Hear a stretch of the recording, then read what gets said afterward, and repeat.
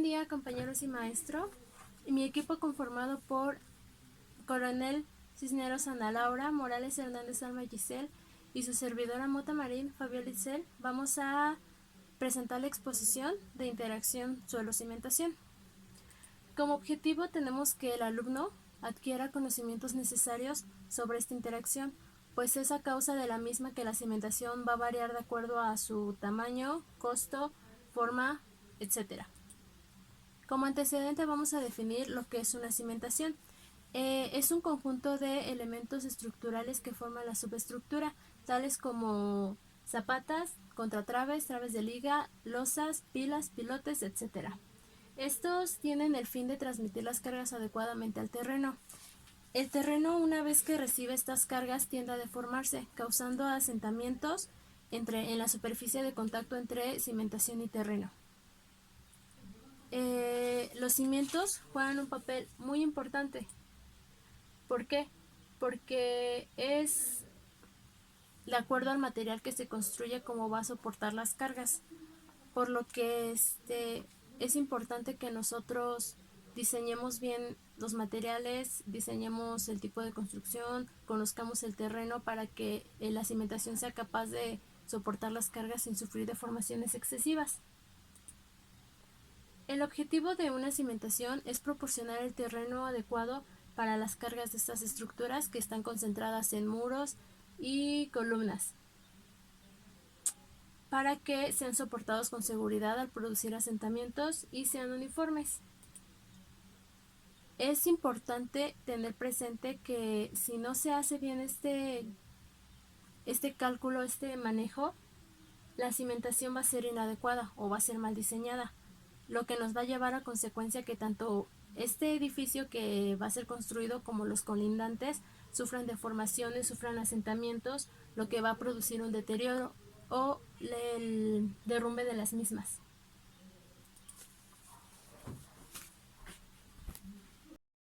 Bueno, el siguiente tema son tipos de cimentaciones.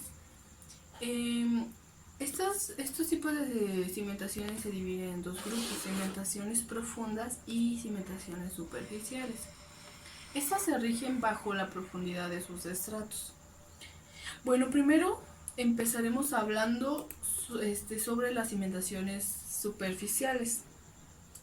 Bueno, las cimentaciones superficiales, como lo dice su nombre, pues se rigen bajo estratos pocos profundos. Estos también pueden ser en grandes terrenos. Y bueno, como ejemplo podemos decir que tenemos un rango de medio metro a 4 metros para decir que es una cimentación superficial. También como dato podemos saber que este tipo de cimentaciones se pueden dar bajo terrenos granulares o rocosos en sus primeras capas. También podemos decir que también se puede dar en suelos arcillosos, pero estos tienen que tener una deformabilidad media o alta para que pueda funcionar para este tipo de cimentaciones. Bueno, este tipo de cimentaciones se rigen bajo dos estructuras, que son las zapatas, que aquí podemos ver un diagrama, y sobre losas de cimentación. Así que vamos a hablar sobre las zapatas. Bueno, las zapatas pueden ser zapatas aisladas, zapatas corridas y zapatas combinadas.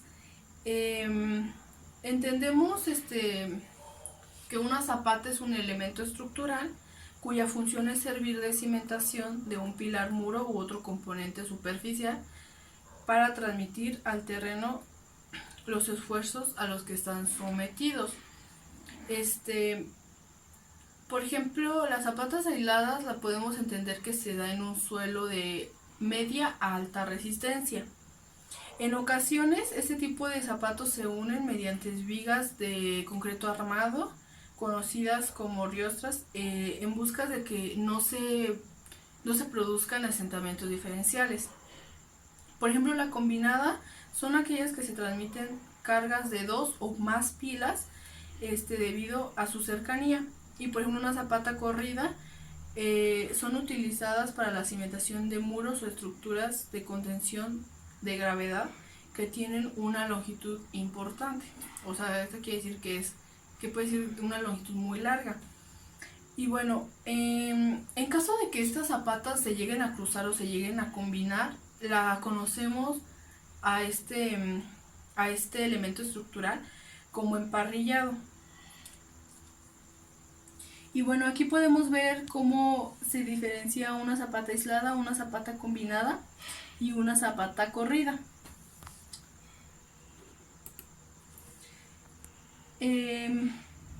Por ejemplo, también es importante saber que una zapata no siempre es centrada, sino también puede ser que sea una esquinada o se le dice no centrada a esta imagen, o bueno, aquí en este caso dice medianera. Y bueno, las losas de cimentación, las losas de cimentación, este tipo de cimentaciones son, se le conocen como que sus fuerzas de la estructura se van a aplicar en toda el área del terreno. Por eso se utilizan este tipo de losas de cimentación. Y bueno, esto se usa cuando no encontramos un terreno, nos topamos con un terreno de baja resistencia o suelo heterogéneo en el que se puede aparecer asentamientos diferenciales. Su diseño está condicionado a dos tipos. Por ejemplo, aquí estamos viendo que es una losa de cimentación nervada y esta una losa de cimentación simple. Y bueno, pasaremos ahora a las cimentaciones profundas. Bueno, las cimentaciones profundas, como ya lo dijimos, o su nombre lo dice, es por muy debajo de los estratos del suelo. Y estas básicamente se resumen en pilares, o en pilas, o en pilotes, como lo queremos decir, pilas o pilotes. Bueno, estos miembros estructurales podemos decir que están hechos de madera, de hormigón o de acero. Hay dos tipos de construcciones de estos pilotes o pilas. Por ejemplo, los que están construidos en sitio, que los llamamos in situ, y los cuales están prefabricados. Y bueno, existen tres bases, o tres tipos básicos de pilotes, el cual primero es el de fricción, que quiere decir que transmite sus cargas a un cierto espesor del suelo relativamente blando mediante fricción desarrollada sobre la superficie lateral del pilote. Por ejemplo, lo que vemos aquí, que todas sus fuerzas se basan lateralmente en el pilote. Y el otro es cimentación basados en pilotes de punta. Los pilotes de punta son los que transmiten las cargas a través de agua o suelos blandos hasta estratos con superficies por medio del soporte en la punta del pilote. Como lo vemos, digamos que todo el soporte se hace en esta parte que es el pilote de punta, que es hasta abajo. Y bueno, por último tenemos la cimentación basada en pilas. Y bueno, las pilas son elementos de cimentación profundas con secciones mayores que los pilotes. Esto quiere decir que las pilas tienen un mayor diámetro a lo que conocemos como pilotes, las cuales también transmiten al subsuelo las cargas provenientes de una estructura y de la misma cimentación con el propósito de lograr la estabilidad del conjunto. Y bueno, en este caso podemos decir que anteriormente los pilotes de fricción o los pilotes de punta pueden ser prefabricados, pero en este caso de las pilas no.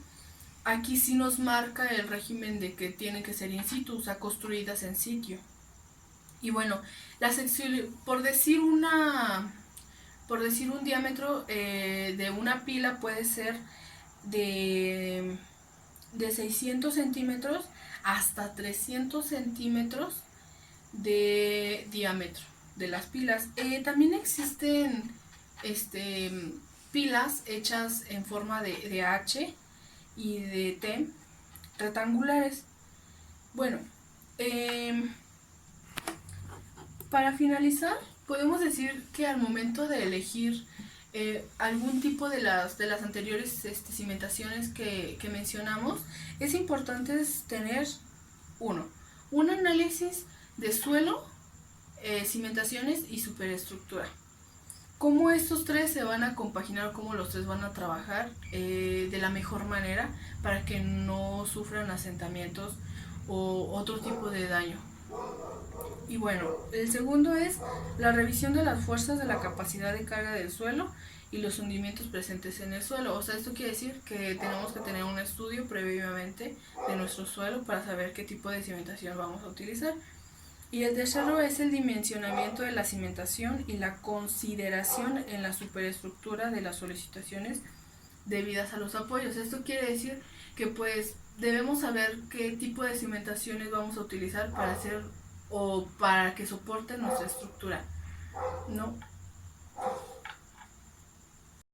Bueno, compañeros, yo les voy a hablar sobre el tema interacción suelo-estructura, el cual se refiere, de acuerdo a un comentario de un profesor de la Facultad de Ingeniería de la UNAM, se refiere a las deformaciones del terreno cuando estas se ven afectadas por la rigidez propia de la estructura.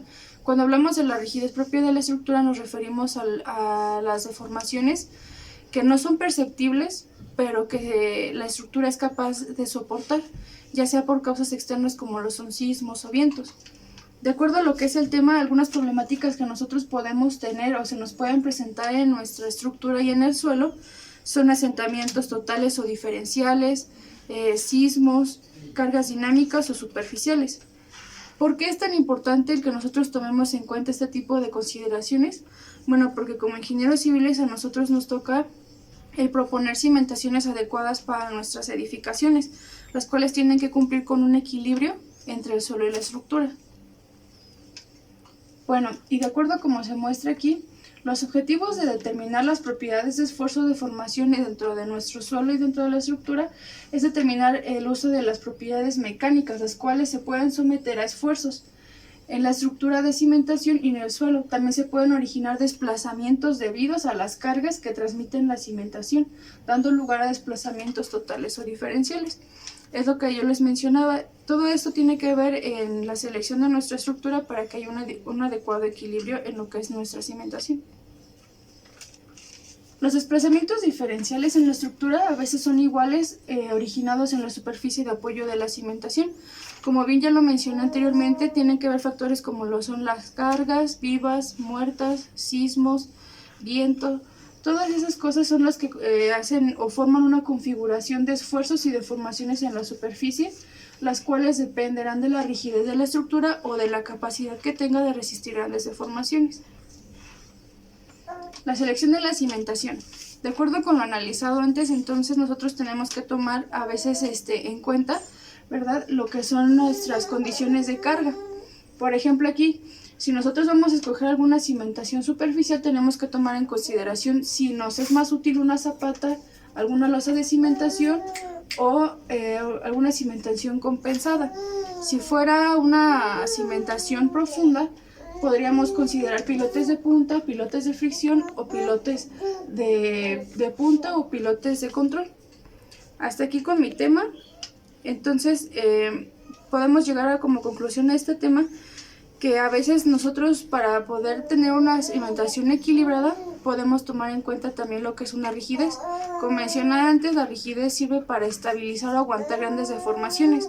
En el caso de la cimentación, si la queremos rigidizar, lo que podemos hacer es aumentar el espesor de lo que es nuestra cimentación para que tenga un equilibrio. Como obtención de cargas, tenemos que el análisis de cargas gravitacionales es un proceso el cual nos va a permitir conocer las cargas que van a ir distribuidas en nuestros elementos estructurales, es decir, las cargas que ya conocemos como vivas y muertas. Para ello vamos a recurrir al procedimiento llamado bajada de cargas, el cual consiste en cuantificar y acumular las cargas que van desde el último nivel hasta el primero, consiguiendo así conocer el peso total de nuestro edificio. Como primer paso tenemos la identificación de las losas. En una construcción tenemos dos tipos de losas, las perimetrales, que es cuando la diferencia entre el claro corto y el claro largo no asciende a 1.5 metros. Por otro lado tenemos las losas en un solo sentido, en donde la diferencia entre los dos claros es mayor a 1.5 metros. Como ejemplo tenemos el plano, donde vamos a identificar nuestros elementos estructurales. Este primer plano es la distribución de cargas a las traves. Tenemos identificados dos tipos de traves y estos triángulos representan las áreas tributarias, son las que van cargadas a estas traves.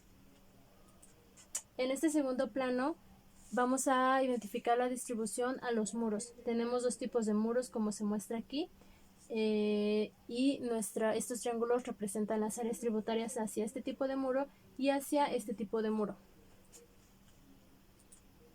Y por último, nuestro siguiente plano es a las columnas. Identificamos dos tipos de columnas. Pueden haber más tipos, pero en este ejemplo tenemos dos tipos de columnas. Y posteriormente identificamos las áreas tributarias que se le cargan a estos elementos. Este es un ejemplo de cómo podemos identificar los elementos, posteriormente las áreas. Y así nos será más fácil cuantificar los pesos. Posteriormente vamos a hacer un análisis de cargas. Las cargas muertas, que son las que van relacionadas a los materiales de construcción.